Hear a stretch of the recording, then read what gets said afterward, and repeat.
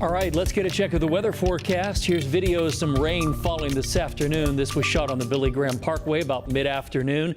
Very wet outside this afternoon around southwest Charlotte. It was wet really all the way in, Brad, for me. Thankfully, we're only seeing a little bit of rain with this storm that we dodged. Looks like we dodged the severe weather risk, right? Yeah, the low risk was really just a tiny risk for most of us, but that risk has shifted east fairly quickly this afternoon, and we're still seeing some strong storms developing here in Anson, Stanley, and Chesterfield County. So we're going to watch these storms until they exit the region. This is an area where we got a lot more heat and humidity building up, and actually a couple severe thunderstorm warnings in eastern North Carolina. Storm Prediction Center monitoring this area for a possible watch, but the chance about 40%. This is just good old-fashioned cold rain on the backside of this front. So everybody basically from about there west is in the clear for severe weather right now as the colder, stable air is moving in. In fact, you could see that cold air moving in and really chilly air for this time of year diving in from the Great Lakes. So tomorrow, the beginning of April, it is not going to feel like April. It's going to feel like we went back to February as cold air moves in. And there's going to be snow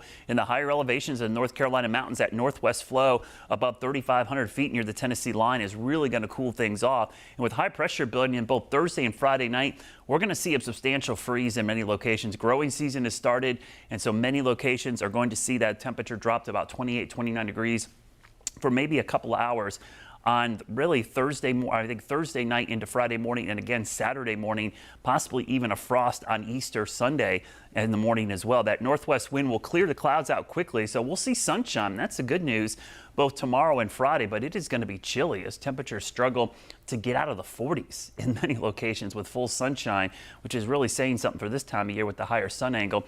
The good news is it will be sunny and dry once the system moves through. There's the snowfall again.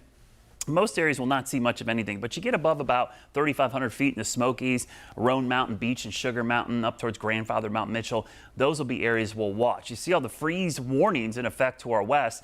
Tomorrow night, we'll be under a freeze watch, which means the potential for a freeze warning being issued, and I guarantee you we'll see a freeze warning issued. Now, why aren't these counties under it? Well, probably because we're basically not in the growing season. The growing season is dictated by each county's ag outcrop, basically letting them know if we're under the growing season. So we'll have to see if more counties get added to it. But for the most part, areas south of Interstate 40 are going to see that freeze warning. But everybody will see freezing temperatures. It doesn't matter if you're under a freeze warning or not. It's just a technicality. We'll see those upper 20s, and even on Sunday morning for Easter, some upper 30s certainly could see a frost. But here's the good news.